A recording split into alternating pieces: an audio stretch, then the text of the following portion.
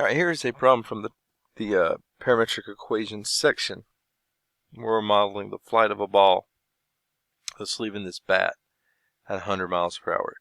So what we're being asked to do here is come up with parametric equations that describe the flight of the ball. And we got to remember that gravity is going to grab this ball and pull it to the ground, right?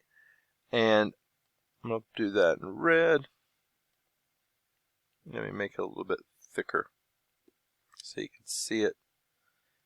Alright, and then I dash these just because it's not really there. Okay, and then that's pulling the ball down. And then this 100 mile per hour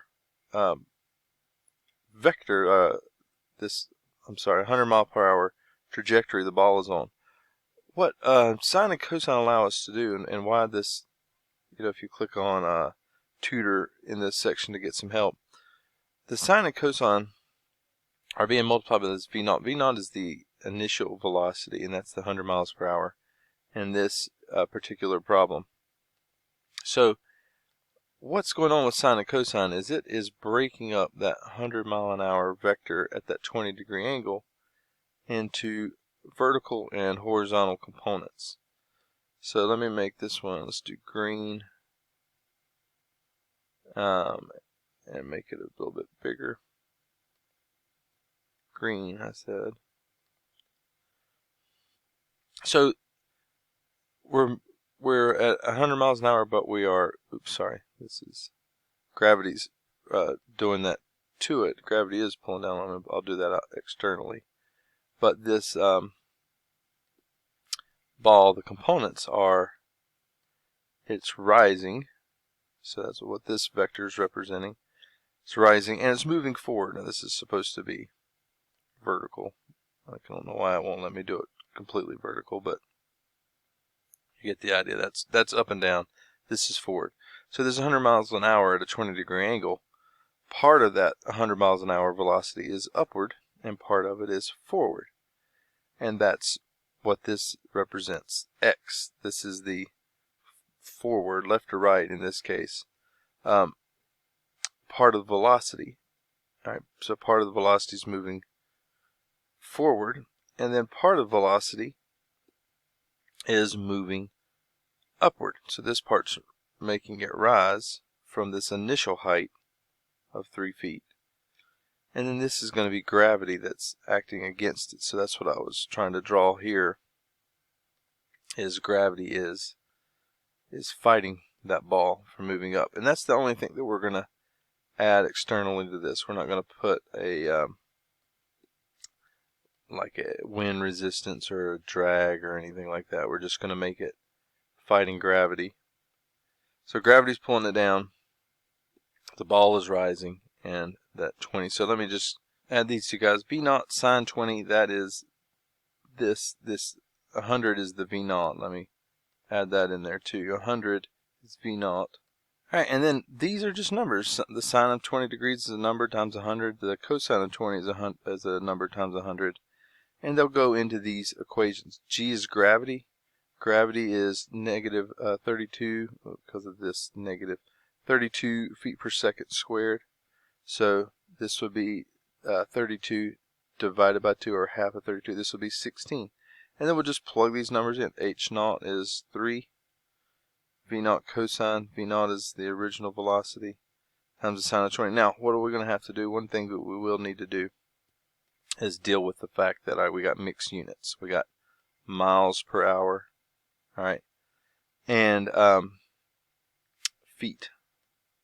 So we do need to make these units feet per second instead of miles per hour, since these are feet. We don't want to use feet per hour, since we're talking about such small distances that the ball is going to be in the air. And we don't want to use definitely miles for how far apart this is off the ground. So we're going to change this unit to feet per second. Alright, so I'm just typing 100 miles per hour. And notice one of the options down here is 100 miles an hour to feet per second. And then it'll make that adjustment for me in Google. So 146.67 feet per second. Alright, so I've switched these to 146, the V0, that was the 100 miles an hour. I've switched that to 146.67 feet per second based on Google telling me that that's the translation from one to the other. So just notice everywhere that I had a V0 in this, I'm replacing it with 146.67 because that is feet per second. Okay. Alright, theta is the angle, so everywhere that I see theta, I am replacing it with that 20 degrees. Alright, from that right there. Alright, and then lastly, H0 is 3, the initial height, the moment the ball impacted the bat. So that's H0. Sorry. And then gravity, I should say, that's not technically the last thing. Gravity, I guess under this color, is negative 32. So that's this thing over here. I didn't write it on here. But that's technically negative 32. And because we are dividing it by 2, alright, because of the little thing right there, I should maybe mark that as well. That's gravity divided by 2. And that's where this negative 16 is coming from. Alright, but that's how we deal. Everything else is just cosine and sine in the formula. We're just plugging in all the values that we have. Now you would actually type this in, all this, into like Desmos in degree mode to get these as decimal, to get those numbers as decimals. Alright, 146.67 times the cosine of 20, which is what we need in this problem. And then I'm going to type in this part, 146.67 sine of 20, in there also. So there's those two coefficients of the t in these. So x equals that times t, y equals negative 16t squared plus that other number times t. Let me do that so you can see it. Alright, and then plus 3. So remember, with Desmos, we can put in the parentheses and say this is 137.82 to 2 decimal places t, comma, negative 16t squared plus this other number, 50.16 times t plus 3. Now if you look, this thing is taking off and going up in the air. It is bending slightly. And notice this is going between 0 and 1. Let's make it go between 0 and like 5. And we see, oh yeah, we go way, way, way down into the negatives. So let's back that up. Let's do 4. That's too far. 3. Not far enough. So somewhere between 3 and 4 seconds we cross over the ground. So it's 3.2-ish. And so I can zoom in on this a little better. I don't need to go down to the negatives. Doesn't get up above 50. So let's make y go between 0 and 50. And then let's make x go between just 0 and like maybe 450. Now, how would I know exactly where this this is the, again, the parametric version of this equation. This is the flight of that ball. So that ball went roughly 430 something, 440 feet. So how would I know how far it went? How would I be able to find it? Well, you need to solve the equation negative 16t squared plus that sine of 20 degrees, V0 sine of 20 degrees times t plus 3. You need to set that equal to 0 and solve for it. Okay? And you'll need to use the quadratic formula to come up with this. Alright, now TF, I'm going to call that T final, the final time the ball is in the air, is minus B plus and minus the square root. I'm going to put a plus in there for just now. Plus and minus the square root of B squared minus 4AC, all of that over 2A. Alright, so there's the quadratic formula. Now, B, what is B? B is 50.16. Alright, don't put the T. It's just B's the number in front of T. B squared is 50.16 squared. Minus 4A is negative 16. C is 3. And A is, again, negative 16. Okay? And notice when I use the plus one, I get negative 0.005, or 0.05, 06 roughly. But remember, the Pythagorean theorem has two zeros. This is, if you kind of follow the trajectory, this is, that would be that one. That would be that value for t. It's a negative number. All right, well, technically it's not even, you can't see it on here because it's the value for t that I plug into here, and you can get the x coordinate. So it's going to be that doesn't make any sense, a negative amount of time. So it's going to be the minus version here.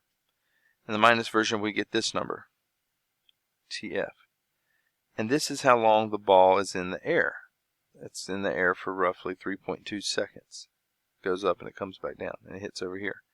Now, when I plug that number into this equation for x, 137.82, I'm going to say times TF, I get 440.15, and there's that number right there.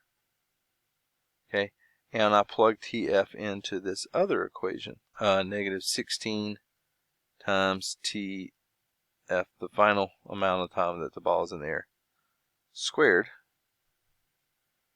plus, what do you think I should get here? 50.16 plus 3, I get 0. Alright, that's scientific notation. 13 leading zeros in front of 0.00. So that's virtually 0. And it's not exactly 0 just because we're rounding.